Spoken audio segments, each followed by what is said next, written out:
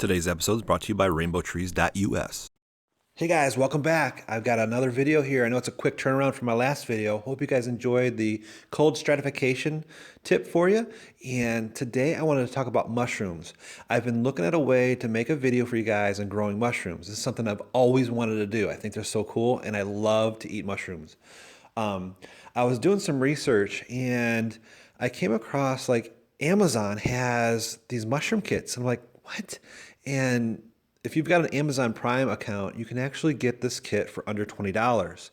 And it looks really cool. You can actually grow them right from your kitchen countertop. It comes with everything that you need. I've just got a new time-lapse camera that I'm learning how to work. And I thought it would be a really good idea, a really neat idea, to actually watch these grow and capture it with this time-lapse camera. So look out for that video down the road.